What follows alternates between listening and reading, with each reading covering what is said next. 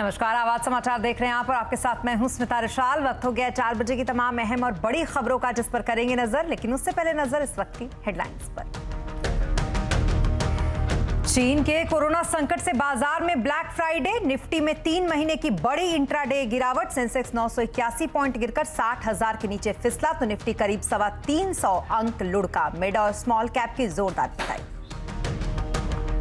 Corona से रोकथाम के लिए सरकार का एक्शन मोड जारी। राज्यों के स्वास्थ्य मंत्रियों के साथ केंद्रीय स्वास्थ्य मंत्री की अहम बैठक। राज्यों में तैयारियों पर समीक्षा। न्यू ईयर और क्रिसमस के लिए नई गाइडलाइन जल्द। चीन में कोरोना कोहराम के बीच भारत की पहल, बुखार की दवाइयां भेजने का ऐलान किया। इधर भारत बायोटेक की नेजल वैक्सीन को मिली मंजूरी। कोविन ऐप पर मिलेगा विकल्प। भारत जोड़ो यात्रा पर बढ़ी कोरोना पॉलिटिक्स। अनुराग ठाकुर का निशाना, क्या प्रोटोकॉल से ऊपर है परिवार की जिद। दिग्विजय सिंह बोले, आरएसएस और सरकार डर गई है, कल दिल्ली पहुंचेंगे राहुल। समय से पहले आज खत्म हुआ संसद का शीतकालीन सत्र। राज्यसभा की 103% और लोकसभा की 97% रही प्रोडक्टिविटी दर। कुल 9 बिल हुए पारित। और सैम करन बने आईपीएल इतिहास के सबसे महंगे खिलाड़ी। पंजाब किंग्स ने 18.5 करोड़ में खरीदा तो मुंबई इंडियंस ने कैमरॉन ग्रीन पर खर्च किए 17.5 करोड़। बैन स्टॉक के लिए चेन्नई ने दिए 16.5 करोड़। चेन्नई में जारी है आईपीएल का मिनी ऑक्शन। खबरों की शुरुआत मार्केट से, वो इसलिए क्योंकि कोरोना की खबरों के बीच बाजार की हालत दिन ब दिन पस्त हो रही है। आज बाजार में ब्लैक फ्राइडे जैसा हाल रहा। सेंसेक्स 981 तो निफ्टी 321 पॉइंट गिर गया। सिर्फ पिछले 3 दिनों की अगर बात करें तो सेंसेक्स निफ्टी में 3% से ज्यादा की गिरावट अब तक देखी जा चुकी है और निवेशकों के यहां 13.5 लाख करोड़ रुपए स्वाहा हो गए हैं। बाजार का पूरा हाल समझते हैं। हमारे सहयोगी सुमित इस वक्त हमारे साथ हैं। उनसे सुमित, सबसे पहले तो बताइए आज के बाजार के क्या क्या हाइलाइट्स रहे। देखिए, लगातार तीसरा दिन जबकि मार्केट में एक सेल ऑफ है और ये सेल ऑफ बहुत इंटेंस था क्योंकि सेकंड हाफ में बाजारों में बिकवाली बढ़ी। 17,800 के जोन्स भी टेस्ट होते हुए दिखाई पड़े और इस बिकवाली के बीच में इंडेक्स में करीब 600 अंक पिछले 3 सत्रों के अंदर ही साफ होते हुए दिखाई पड़े हैं। ना केवल फ्रंट लाइन इंडेक्स बल्कि अगर सेंसेक्स की बात करें तो करीब 1800 अंकों की बिकवाली पिछले 3 सत्रों में इंडेक्स में देखने को मिली। मिड कैप रफली 6% साफ हुआ। स्मॉल कैप में और ज्यादा इंटेंस सेल ऑफ, करीब 8% के आसपास की बिकवाली। सिर्फ 3 दिनों में निफ्टी 50 की मार्केट कैप करीब 2.5 लाख करोड़ साफ और ओवरऑल मार्केट जो है वो करीब 13.5 लाख करोड़ रुपए के आसपास वाइप आउट होते हुए दिखाई पड़ी। तो भारी भरकम बिकवाली इंडेक्स में और जितने भी समूह हैं, चाहे आप निफ्टी बैंक देख लीजिए, पीएसयू बैंक देख लीजिए, शुगर देख लीजिए या सेक्टोरल में फार्मा को छोड़े कोई भी सेक्टर देख लीजिए, सब में ही सेल ऑफ आता हुआ दिखाई पड़ रहा है बीते 3 दिनों के अंदर। जी, तो बाजार में तो हाहाकार था, लेकिन सबसे ज्यादा मार और पिटाई किसकी हुई आज? देखिए, आज क्योंकि ये लगातार पिछले 1 हफ्ते से ही बिकवाली चल रही है तो तमाम स्टॉक्स भी आपके सामने वो आएंगे जहां पे बीते 1 हफ्ते में मेजर सेल ऑफ आता हुआ दिखाई पड़ा है। सबसे पहला नाम टाटा मोटर्स, करीब 10.5% ये 1 हफ्ते में टूट चुका है। ये न्यू इंडेक्स के टॉप लूजर्स हैं। अदानी एंटरप्राइजेस करीब पूरा ग्रुप रफली 10% के आसपास एवरेज टूटा और 8.5% का फॉल यहां देखने को मिला। अदानी पोर्ट करीब 8% नीचे रहा इस पूरे हफ्ते में। यूपीएल 8% नीचे। इंडसइंड बैंक के अंदर बिकवाली रही। ऑटो और मेटल में तो आयशर मोटर और हिंडाल्को ऐसे नाम भी तेज बिकवाली के साथ कामकाज करते हुए दिखाई पड़े। मिड कैप लूजर आपकी स्क्रीन पर आएंगे जहां मेजर कार्नेज रहा। यूनियन बैंक करीब 21% नीचे। बैंक ऑफ इंडिया करीब यहां पर भी 15% का फॉल। इंडिया बुल्स हाउसिंग 11% की तेज बिकवाली इस हफ्ते में आते हुए दिखाई पड़ी। इसके अलावा federal bank, L&T finance holding, Castrol, ये कुछ और ऐसे नाम जहां पर 10 से लेकर 15% तक का डिक्लाइन आता हुआ दिखाई पड़ा। Sell, Tata power, Godrej property यहां भी बिकवाली, लेकिन ज्यादा कार्नेज रहा पीएसयू बैंकिंग बास्केट में। सबसे ज्यादा दबाव union bank 21%, bank of Maharashtra करीब 6 रुपए की गिरावट, 20% का फॉल। यूको बैंक करीब 20% का फॉल यहां आता हुआ दिखाई पड़ा। इसके अलावा IDBI, PNB, bank of Baroda, कुछ और ऐसे नाम जहां पे करीब 7% से लेकर 15% तक का डिक्लाइन आता हुआ दिखाई पड़ा। तो मेजर कार्नेज या तो पीएसयू बैंकिंग बास्केट में दिखाई पड़ेगा या अदानी समूह में दिखाई पड़ेगा या फिर अदरवाइज सारे सेक्टर्स जो कि धराशायी होते हुए दिखाई पड़े, सिवाय फार्मा के जो कुछ हद तक सपोर्टिव था। जी, यानी कि बाजार के लिए मैरी क्रिसमस अभी नहीं कह सकते हैं हम, जिस तरीके का हाल आज बाजार का रहा। बहुत शुक्रिया तमाम डिटेल्स के लिए आपका सुमित। तो कुछ इस तरीके का बाजार आज, और इसकी वजह से हमने ये भी देखा कि जो लगातार सलाह दी जाती है बाजार में, वो इस बार अलग तरीके की दी गई। व्हाइट ओक कैपिटल मैनेजमेंट के सीईओ आशीष सोमैया का कहना है कि चीन में कोविड और मंदी की आशंका से आने वाले 4 से 6 महीने जो है उसमें बाजार में इसी तरीके का उतार चढ़ाव दिख सकता है।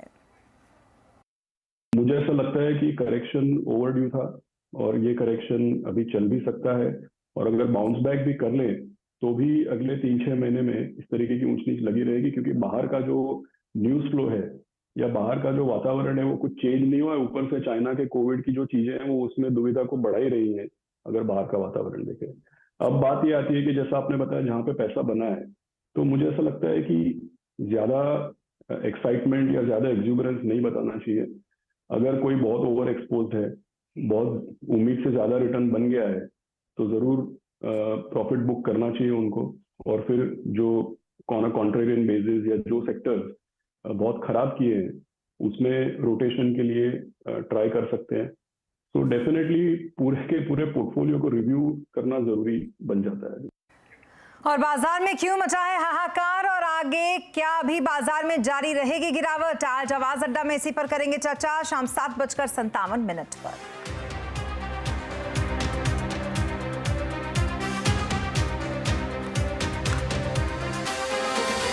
और अब बात कोरोना की, इसलिए क्योंकि दुनिया भर में कोरोना के बढ़ते मामलों के बाद केंद्र सरकार अलर्ट मोड में आ गई है। कोरोना के हालात पर सरकार में बैठकों का दौर चल रहा है। स्वास्थ्य मंत्री मनसुख मांडविया ने सभी राज्यों के स्वास्थ्य मंत्रियों के साथ बैठक की। सरकार वैक्सीन के मोर्चे पर भी कदम उठा रही है। सरकार के एक्शन पर डिटेल में बात करने के लिए हमारे साथ हैं आलोक प्रियदर्शी। आलोक, सबसे पहले तो बताइए कि स्वास्थ्य पर जो आज बैठक हुई है उस पर क्या कुछ अपडेट है आपके पास? देखिए, मैं आपको अपडेट कर दूं कि अब से थोड़ी देर पहले ही जो स्वास्थ्य मंत्री है मनसुख मांडविया है, उनकी बैठक सभी राज्यों के स्वास्थ्य मंत्रियों के साथ शुरू हुई है। और इस बैठक में जो देश में कोरोना के हालात हैं, राज्यों के पास क्या निपटने की तैयारियां हैं, क्या आगे रणनीति हो सकती है, इन तमाम मुद्दों पर चर्चा होगी। और मैं बता दूं कि इसमें जो न्यू ईयर है और फेस्टिव सीजन आने वाले हैं उसको लेकर भी चर्चा होगी। और बहुत उम्मीद है कि इस पर एक डिटेल्ड गाइडलाइन शाम तक आ जाए कि किस तरह से आने वाले दिनों में लोगों को बिहेवियर, कोविड एप्रोप्रिएट बिहेवियर करना है, क्या करना है, कैसी तैयारियां करनी है, ये तमाम चीजें। और खास तौर से मैं बता दूं कि जो कोविड की वैक्सीन को लेकर जो इस वक्त देश में कमी की बात की जा रही है, जो हमने सूत्रों से पता किया तो हमें पता चला कि केंद्र सरकार के पास करीब 90 लाख के आसपास वैक्सीन है। राज्य लगातार केंद्र से जो कोरोना की आहट आ रही है उसको लेकर लगातार मांगना शुरू कर दिया है। तेलंगाना, कर्नाटक, यूपी ने भी सेंटर से वैक्सीन की मांग करी है। तो इसको लेकर सेंटर से जो हमें सूत्रों से जानकारी मिली है कि इंस्ट्रक्शन कंपनियों को पहले ही जारी हो चुके हैं कि जितनी भी डिमांड आ रही है उस लिहाज से जो कोरोना की वैक्सीन है उसकी सप्लाई की जाए। तो बैठक अभी चल रही है और बैठक के बाद में ये तमाम पता चलेगा कि राज्यों के पास कितना स्टॉक है कोविड वैक्सीन का और क्या उनकी तैयारियां, उनको किस तरह के निर्देश दिए जाते हैं। वैक्सीन की आपने बात की आलोक, तो एक सवाल और मेरा ये कि केंद्र सरकार ने भारत बायोटेक की जो नेजल वैक्सीन है उसको मंजूरी दे दी है, इस पर क्या कुछ अपडेट मिल रही है आपने? बिल्कुल, देखिए, ये एक बड़ी ही एक तरह से कहें सफलता है। और जो इस कोरोना के खिलाफ जो टीकाकरण अभियान चल रहा है उसके लिए काफ़ी इंपॉर्टेंट है कि एक तरफ देश में जो वैक्सीन की कमी की बात की जा रही है उस दौरान ये जो भारत बायोटेक के नेजल वैक्सीन आ गई है, काफ़ी सुविधाजनक है। नाक में सिर्फ 2 बूंद डालनी होती है और समझ लीजिए कि वैक्सीनेशन हो गया। तो इस लिहाज से देखें तो जो पहले जिन्होंने कोवैक्सीन या कोविशील्ड जिन्होंने भी वैक्सीन ले रखी है, जिन्होंने अपना वैक्सीनेशन पूरा कर लिया, उनको बूस्टर डोज के तौर पर ये नेजल वैक्सीन आसानी से दी जा सकेगी। तो आज उसको सरकार ने ऑफिशियली कोविड वैक्सीनेशन कार्यक्रम में शामिल कर लिया है। आज से कोविन पोर्टल पर मौजूद है। और हालांकि ये इसको वैक्सीनेशन के लिए अभी प्राइवेट हॉस्पिटल्स में जाना पड़ेगा, कुछ पैसे देके ही इसको आप ले सकेंगे। अभी सरकार इसको अभी तक आधिकारिक तौर से भी प्रोक्योरमेंट कब करेगी ये पता नहीं है, लेकिन प्राइवेट हॉस्पिटल्स में नेजल वैक्सीन अवेलेबल थोड़े दिन में हो जाएंगी। जी, बहुत शुक्रिया तमाम डिटेल्स के लिए आपका आलोक। तो कुल मिलाकर ये कोविड पर अलर्ट और अलर्ट के बाद वैक्सीन की स्थिति और अब कोरोना के बढ़ते खतरों के मद्देनजर देश के तमाम जो अंतर्राष्ट्रीय एयरपोर्ट्स हैं वहां पर कल से ही पैसेंजर्स की रैंडम सैंपलिंग की जाएगी। इस पर डिटेल के लिए हमारे साथ इस वक्त रोहन सिंह बने हुए हैं। रोहन, बताएं एक्सपर्ट की क्या कुछ इस पर सलाह है? एयरपोर्ट पर सख्ती को लेकर किस तरीके की सख्ती बरती जा रही है? जी, सरकार की नज़र उन यात्रियों पे है जो कि कोविड प्रभावित देशों से आ रहे हैं और इसलिए कल से सुबह 10 बजे से जो है रैंडम सैंपलिंग की जो प्रक्रिया है वो देश के तमाम एयरपोर्ट्स पर शुरू हो जाएगी। जो इंटरनेशनल एयरपोर्ट्स है वहाँ पे इसके लिए पूरी व्यवस्था की जा चुकी है। एक जितने भी पैसेंजर बाहर से आ रहे हैं 2% पैसेंजर्स की उसमें से रैंडम सैंपलिंग की जाएगी। इसके अलावा एयरलाइंस को बोला गया है कि उनके जो कुल पैसेंजर्स हैं उनमें नज़र रखा जाए। अगर उन्हें कोई ऐसा संदिग्ध पैसेंजर लगता है जिसकी की तबीयत ठीक नहीं है या फिर जिसे कोरोना संक्रमित होने का अंदेशा हो सकता है तो उसकी रिपोर्टिंग एयरपोर्ट जो हेल्थ सेंटर है वहां की जाए। तो जब वो पैसेंजर यहां लैंड करता है उसके बाद उसे आइसोलेट करके उसकी जांच की जाएगी और उसे जीनोम सीक्वेंसिंग के लिए से आगे भेजा जाएगा कि आखिर कौन सा वेरिएंट है। इसके अलावा वीकली रिव्यू मीटिंग करने की भी बात कही गई है और मंडे को पहली रिव्यू मीटिंग होगी जिसके बाद जो हर हफ्ते जो है सरकार अपना जो एविएशन को लेकर किस तरीके के दिशा निर्देश जारी करती है ये उस पर निर्भर करता है, क्योंकि सारी जो कोविड प्रभावित जो देश है वहाँ चिंता बढ़ रही है तो वहाँ के देशों पर नज़र ज़रूर बनाई रखी जा रही है। लेकिन फिलहाल जो एग्जिस्टिंग प्रोटोकॉल्स हैं उसमें कोई खास बदलाव नहीं किया गया है। जी, बहुत शुक्रिया तमाम डिटेल्स के लिए आपका आलोक। तो कुछ इस तरीके की स्थिति आपको एयरपोर्ट पर भी अब देखने को मिलेगी। अब चीन में कोरोना के कहर की वजह से दवाओं की किल्लत हो गई है। ऐसे में भारत ने चीन के सामने मदद का हाथ बढ़ाया है। भारत सरकार ने चीन में दवाएं भेजने का फैसला किया है। सरकार चीन को बुखार की दवा भेजेगी, इसके लिए तैयारी भी शुरू हो गई है। यहां पर आपको यह भी बता दें कि पैरासिटामोल, इबुप्रोफेन जैसी दवा बनाने वाली कंपनियों को चीन से ऑर्डर मिल रहे हैं और चीन में लोग इन दवाओं की कमी का फिलहाल सामना कर रहे हैं। तो वहीं कोरोना के संभावित खतरे से निपटने के लिए गुजरात सरकार ने आज सभी सरकारी अस्पतालों में ऑक्सीजन की सप्लाई को लेकर मॉक ड्रिल किया। दूसरी तैयारियों का भी निरीक्षण यहां पर किया गया। अहमदाबाद के सिविल अस्पताल में हुई इस मॉक ड्रिल का जायजा लिया हमारे संवाददाता केतन जोशी ने। पूरे गुजरात की सरकारी अस्पताल में आज मॉक ड्रिल हो रही है कि ऑक्सीजन प्लांट चल रहे हैं कि नहीं। आप मेरे पीछे देख सकते हैं कि पूरा का पूरा इंस्पेक्शन यहाँ हो रहा है। ये गुजरात की सबसे बड़ी हॉस्पिटल है और यहाँ पर एक साथ हज़ारों दर्दियों को अगर कोरोना फैला तो उसको सारवार दी जा सकती है। आइए हम ये ऑक्सीजन टैंक के इंजीनियर से बात करते हैं। मैडम बताइए किस तरह की मॉक ड्रिल आज यहाँ पर हुई? मॉक ड्रिल अपने 12 घंटे की मॉक ड्रिल हो रही है, सुबह 9 बजे से लेकर रात को 9 बजे तक की, कि हम हर 2 घंटे में इसका रीडिंग लेंगे ताकि अगर कोविड आता है तो अपने प्लांट चालू करें तो उसमें कोई दिक्कत ना हो। उसकी वजह से ये प्लांट का अभी हम आज रीडिंग ले रहे हैं। अगर हमारे पास जैसे कि 7 PSA प्लांट अगर एक साथ हम चालू करते हैं तो अपने 5350 अपने लीटर पर मिनट पर अपने पेशेंट को ऑक्सीजन डिलीवर कर सकते हैं। इसी वजह से आज हम ये सब चेक कर रहे हैं। तो पूरे गुजरात में इसी तरह का नज़ारा है और अगर कोविड आ जाए तो उसको निपटने के लिए सारी तैयारियां गुजरात सरकार की ओर से की जा रही है। केतन जोशी, अहमदाबाद। और केंद्रीय मंत्री ज्योतिरादित्य सिंधिया ने कोविड वैक्सीनेशन के बारे में जानकारी दी। उन्होंने कहा कि अब तक कोविड वैक्सीन की 220 करोड़ डोज दी जा चुकी है। उन्होंने ये भी कहा कि पीएम मोदी के वन नेशन वन हेल्थ के दृष्टिकोण के बाद सरकार ने सामूहिक रूप से कोविड को संभाला है।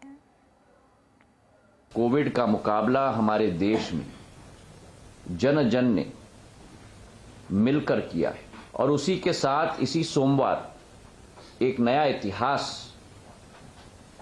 वैक्सीन के क्षेत्र में रचा गया है, जहां 220 करोड़ डोजेस आज तक भारत के जन जन को लगाए गए हैं देश के अंदर। और एक तरफ सरकार कोरोना को लेकर अलर्ट पर है तो दूसरी तरफ राहुल गांधी को केंद्र की चिट्ठी के बाद भारत जोड़ो यात्रा पर रोक लगाने को लेकर घमासान मचा हुआ है। एक तरफ जहां कांग्रेस ने यह दावा किया है कि भारत जोड़ो यात्रा में शामिल हुए हर यात्री वैक्सीनेटेड है, तो वहीं दूसरी तरफ केंद्रीय मंत्री अनुराग ठाकुर ने यात्रा पर सवाल उठाते हुए कहा कि क्या परिवार की जिद कोरोना के प्रोटोकॉल से ऊपर है। दरअसल स्वास्थ्य मंत्री ने राहुल गांधी को चिट्ठी लिखकर इस यात्रा में कोविड एप्रोप्रिएट बिहेवियर करने की अपील की थी, जिसके बाद राहुल गांधी ने इस चिट्ठी को सरकार की बहानेबाजी बताया था। मैं यही कहूंगा कि अगर भारत जोड़ो यात्रा में 1.5 महीने से चल रही थी, किसी को कोई फर्क नहीं पड़ता है कौन जुड़ा कौन नहीं जुड़ा, लेकिन इस बात की चिंता तब होती है जब एक राज्य के मुख्यमंत्री जब उस कोविड यात्रा में जाकर जुड़ते हैं, कोविड पॉजिटिव पाए जाते हैं राहुल गांधी जी उनको गले लगाकर चलते हैं, तो क्या राहुल जी भी कोविड पॉजिटिव हैं?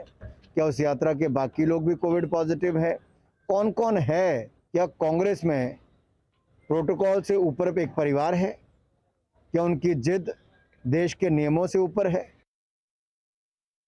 मैंने 3 प्रश्न किए हैं उनसे। पहला एक है, क्या उन्होंने भारत सरकार ने मेडिकल इमरजेंसी डिक्लेयर की है? नंबर 1। नंबर 2, नेशनल लॉकडाउन करने की उनकी कोई योजना है?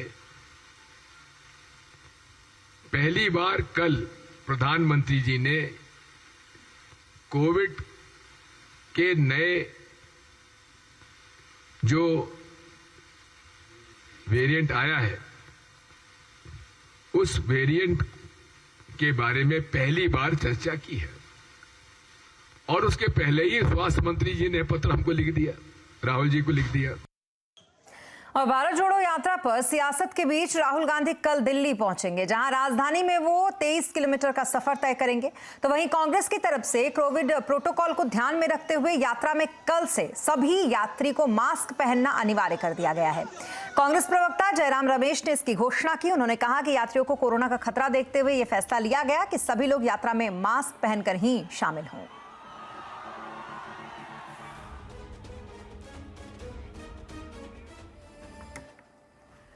और यहाँ रुकेंगे एक छोटे से ब्रेक के लिए, लेकिन ब्रेक के बाद बताएंगे एयरलाइंस ने किया टिकट डाउनग्रेड, तो फिर पैसेंजर्स को कैसे मिलेगा रिफंड, बताएंगे ब्रेक के बाद।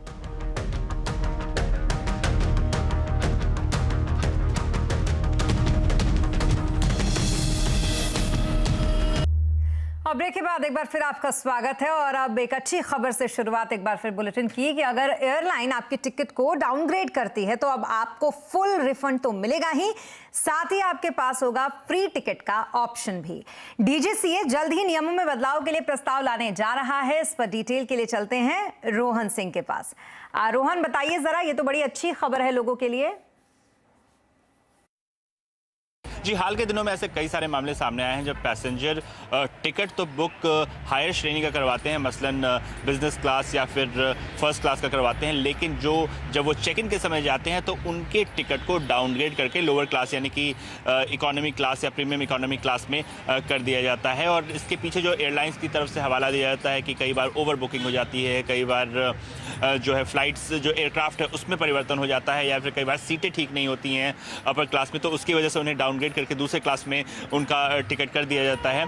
ऐसे मामलों की संख्या लगातार बढ़ रही है सरकार के सूत्रों के मुताबिक, और इसलिए सरकार ने ये कदम उठाया है कि जहां एक तरफ डिनाइड वोटिंग को लेकर नियम है, वहीं टिकट डाउनग्रेड को लेकर अब तक कोई नियम नहीं है, और इसलिए जो सिविल एविएशन रूल्स हैं उसमें परिवर्तन किया जाएगा। और उसमें जो प्रावधान रखा गया है, जो एयरलाइंस की जिम्मेदारी रखी गई है, वो ये होगी कि अगर किसी पैसेंजर का टिकट उसकी मर्जी के बिना डाउनग्रेड किया जाता है तो एक तरफ तो उसने जो टिकट बुक कराई है उसका फुल अमाउंट, जिसमें कि टैक्सेस भी शामिल होंगे, ये एयरलाइन की जिम्मेदारी होगी उसे वापस करना। और दूसरी तरफ जो उसका नेक्स्ट अवेलेबल क्लास है, मसलन अगर किसी ने बिजनेस क्लास में टिकट बुक कराया है तो इकोनॉमी क्लास अगर अवेलेबल है तो वहाँ उसकी यात्रा करवाई जाएगी और वो भी पूरी तरह से मुफ्त होगी। फिलहाल ये एक प्रस्ताव रखा गया है, इसके लिए एयरलाइन से पूछा जाएगा, एयरपोर्ट से पूछा जाएगा और जो तमाम अलग अलग स्टेक होल्डर्स हैं उनसे बात की जाएगी। लेकिन सरकार इस तरह के मामलों से निपटने के लिए अब जो है सख्त नियम बनाने के मूड में है।